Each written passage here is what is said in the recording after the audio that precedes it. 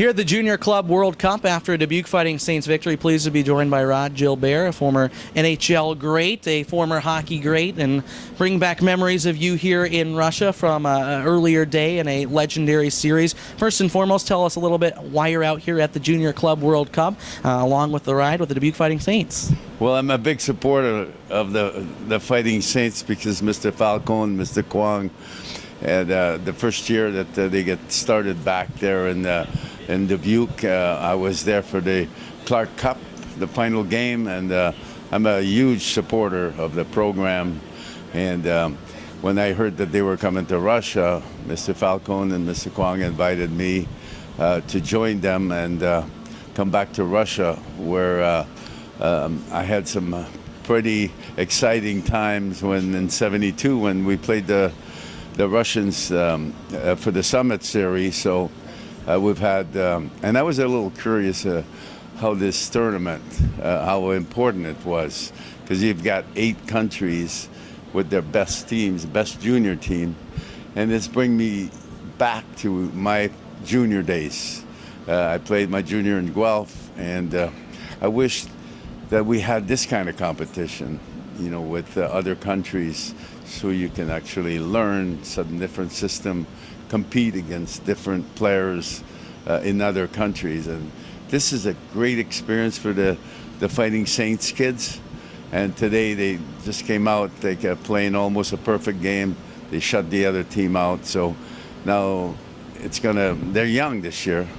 You know, they're sort of rebuilding a championship team that they had last year. But today is a step in the right direction, and the coaches are going to really present them with a big challenge this year, because they're going to have to improve and be more consistent, you know, with their play. So I'm very excited that today they won, but all in all, this town is doing a fantastic job. Omsk and all the teams are representing different countries, so I'm happy. Tell us a little bit about, of course, you mentioned 1972, obviously. Some great memories there, the big goal to win you guys that contest over the Soviet Union at the time, a legendary series remembered by pretty much everyone in hockey, no matter their age. Bring back memories coming back. Are you treated all right when you come back here to Russia, or is there still some bad blood in the air from those times back then? No. We learned so much from each other, and we opened the door for so many Russian players to come and play in the United States. And we were in Moscow on business for a couple of days. We combined a few business meetings in Moscow and a few business meetings here in Omsk. But the people still remember. It's like 40-some years ago. But we came back here in September with about 15 members of Team Canada, and we also celebrated the '87 World Championship against the Russians. But you know, this is a great hockey country, and Canada is a great hockey country. So the fact that that particular series was a shocking experience for Canada, it opened the eyes of the whole world that the Russians were capable to compete against our team, whom had 35 Hall of Famers practically playing on that team, and they managed to give us like the hardest time. Like, we had to win 3 out of 4 games in Moscow, and it was very hotly contested. Matt Shaw brings a lot of NHL experience here, and you've had a chance to meet him as a former NHL player. You look at what these Dubuque Fighting Saints at 16 and 20-year-olds are learning. How much importance is it to have a guy with that caliber experience working with the best guys in the world here now behind the bench with younger players? Well, it's the dedication and the formation. If I recall, like my junior leagues are so critical to the development. The patience that he's going to exercise, you know, with given the time to, as a team. You know, most NHL teams are only successful when they play together. And you always say, why did they gel? Why are they not winning? Because they have superstars and they don't know. That was our problem when we played the 1972 series. We all had superstars, but we didn't play together. You know, we were an all-star team. So the Fighting Saints, they are welcoming probably 8 players, 9 new players this year.